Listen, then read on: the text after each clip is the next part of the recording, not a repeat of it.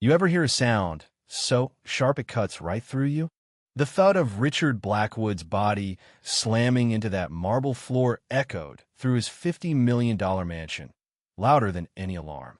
There he was, a billionaire, tech legend, a guy who'd built his own empire laying flat, eyes rolled back, body convulsing while 20 of the world's most expensive doctors just froze.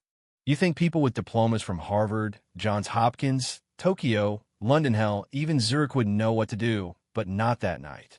They circled him, arguing, bumping elbows, each desperate not to look like the dumbest genius in the room. Me? I was pressed against the wall, clutching my cleaning supplies, breathing so shallow I thought I'd disappear. My name's Nyla Washington. I'd been there 3 weeks, just the new maid, invisible to everyone until this circus. I watched those doctors fall apart, their voices all sharp edges. "Get back, Dr." Peterson yelled, but his voice cracked. "Yeah, that happened." "His pulse is erratic," said Dr. "Sing." "Blood pressure dropping fast, Dr." Mueller chimed in, sweat streaming down his temple, even though the mansion's AC was set to perfect.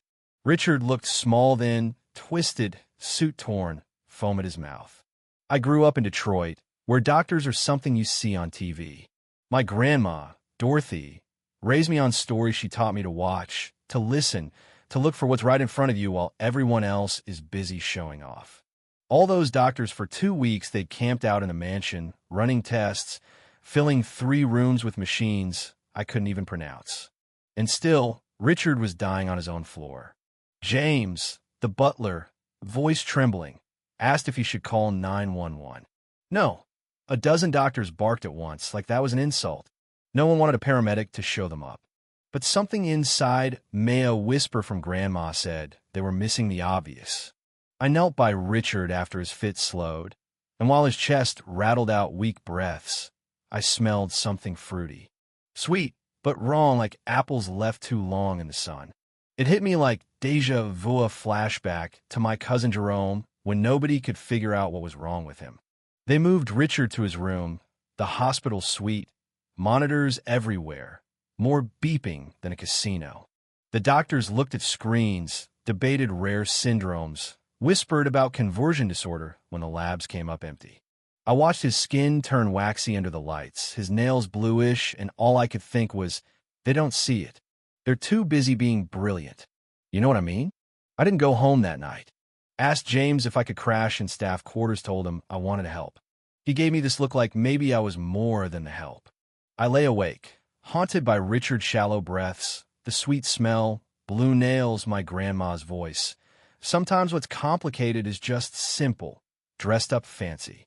Morning came. Doctors crowded Richard's bed, 20 world-class experts, more tired than lions after a chase. "We've tested for everything, Dr." Peterson groaned, bags under his eyes.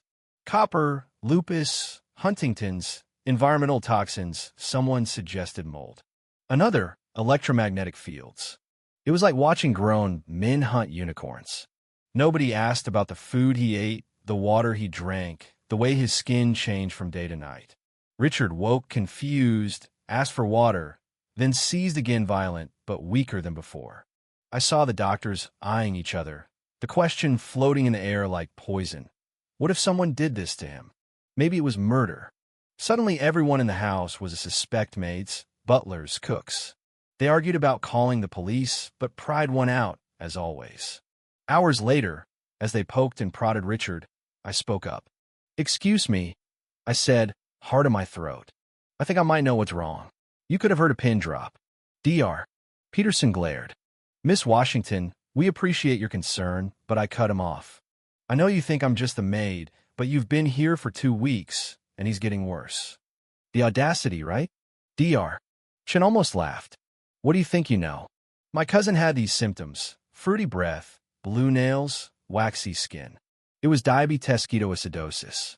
The doctors missed it till my grandma made them test him right after he ate, not just random checks."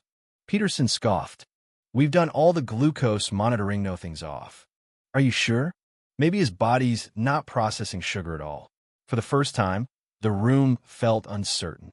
I told them, Check him during a seizure, not after. Look for the patterns, not just the numbers. They booted me out. Pride stung. James walked me to the hall, whispered, "That was brave." I called it stupid, probably cost me my job. Still, as they shut the door, I yelled, "His breath smells like fruit." That's what ketoacidosis smells like. My grandma taught me that. Maybe someone heard me. That evening, Dr. Rodriguez knocked at my room. He was the youngest, not as cocky as the others. "Tell me about your cousin," he asked. I told him everything, how Grandma tracked Jerome's symptoms, how a simple after-meal sugar check revealed the truth. Miguel, that's his real name, but it felt right to use it. Nodded, took notes, admitted he'd been thinking about what I said all day. Maybe we're so busy being experts, we forgot how to be doctors. Suddenly, alarm screamed from Richard's room. We rushed in. He was seizing, body rigid, machines going wild. "Blood sugar now," Miguel shouted. Dr. Singh jabbed his finger, read the meter, 380. Ketones off the chart. The fancy monitor? Malfunctioned, probably hours ago. Peterson's face fell. All that technology, all that training, and they'd missed what a maid and her grandma could spot by smell. They injected insulin, fluids, monitored him hour by hour. His convulsions stopped. Color came back to his cheeks. I waited outside, drinking coffee James brought, praying for a miracle. Then Miguel found me. "You saved his life." "We all did, but you saw what we missed." He brought me in. Peterson apologized, awkward and humble. Richard woke, blinking at me. "Who are you?" he asked, voice weak. James told him. "She's the one who figured it out." Richard listened to the whole story, his gaze sharp as a knife. 20 specialists missed this, he said. Peterson admitted it. "We got so focused on rare, we missed common sense." Richard laughed, then frowned. "If Miss Washington hadn't spoken up, would I have died?" Peterson nodded, ashamed. "Possibly."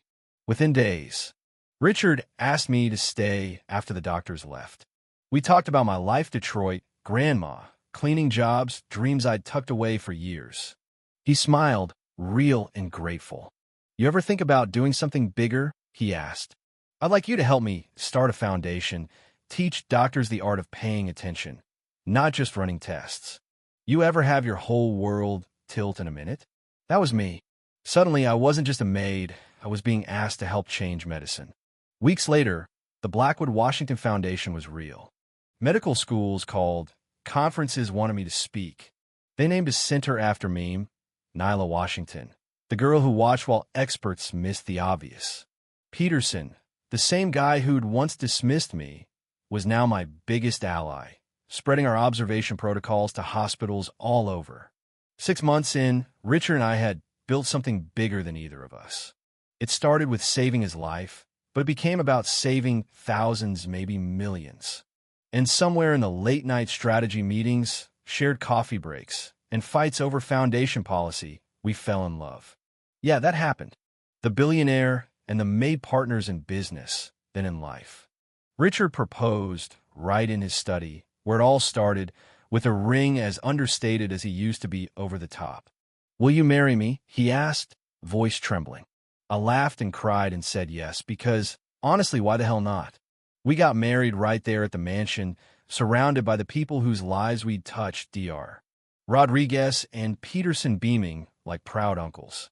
The girl from Detroit who learned to watch, to speak up, to trust her now CEO of a healthcare revolution, wife, leader, maybe someday a mom passing down grandma's wisdom to her own kids. Funny, right? All those doctors, all that pride, almost let a man die because they couldn't see past their own knowledge. Sometimes it takes someone invisible to save the day. The last thing Grandma ever said to me, "Speak up, baby girl. Your voice matters." She was right. So tell me, would you have listened to the maid, or would you have let pride get in the way of saving a life? Drop your thoughts below. Was it luck, courage, or just common sense? Is medicine broken, or is humility the real cure? I want to know where you stand.